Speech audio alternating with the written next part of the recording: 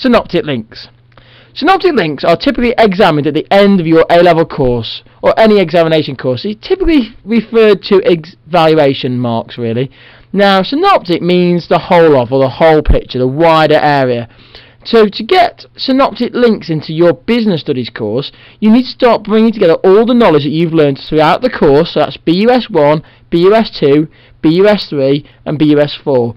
And you're meant to pull it all together. Now, if you do this, you will build answers which are detailed and they sound like they're being written by somebody actually studying the course.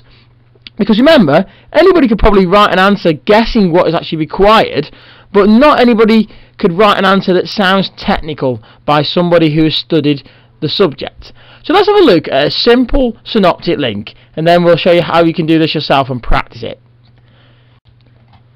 What links do you think we can establish from the two areas of business below? So business aims and objectives and takeovers and mergers.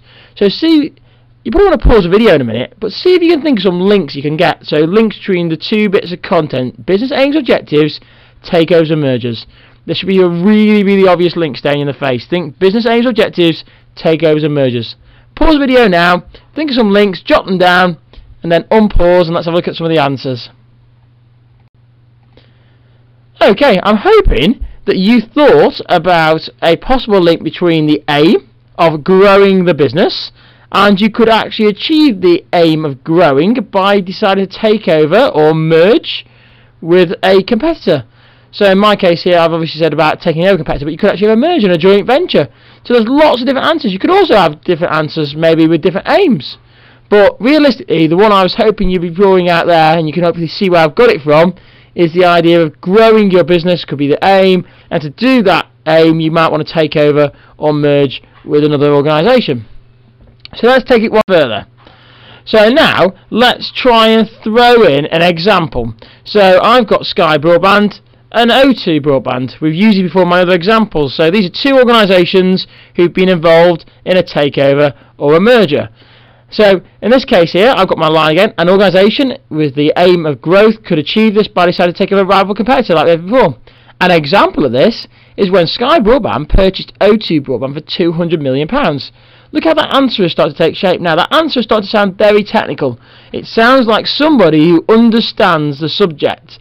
I'm using the example to back up my knowledge. Let's go one step further, see if you can do this yourself. Okay, I'm going to give you an example to have a go at yourself now. So here's two words. You've got market share and you've got retrenchment. What I'd like to try and do is add those two words into the paragraph we've got below. So take some time, have a think about it. How can you get those words market share and retrenchment to follow on from that paragraph there, make the answer better still, get some more links that come off there. So there's two more words, technical words, get them into an answer. You may want to pause the video now because you probably want to have a go at this. Write it down, don't be afraid to have a go. It may be alright thinking about it in your mind, but actually practice the idea and the concept. So pause the video now. Okay, let's have a look at a sample answer that I've created.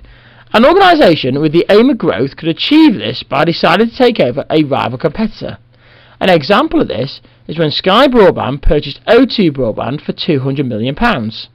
This has enabled Sky to increase their market share, whilst O2 has decided to retrench and focus on their core mobile phone market. This move has enabled Sky to increase their market share in the broadband market to 19% and makes them the second largest behind BT.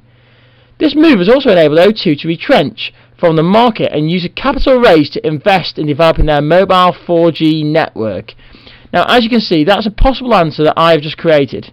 Now, that answer is quite detailed. I've done some research. I know my facts and figures. However, I am purely doing what you should be doing at a high-level candidate, supporting my arguments with some data. I'm not writing out loads and loads of examples. I'm actually showing the examiner I know what I'm on about. That is written quite quickly by me. Okay, I accept I can do that, but you could do that as well if you practice. So what I want to do now, I'm going to show you some words on the next slide. I'd like to...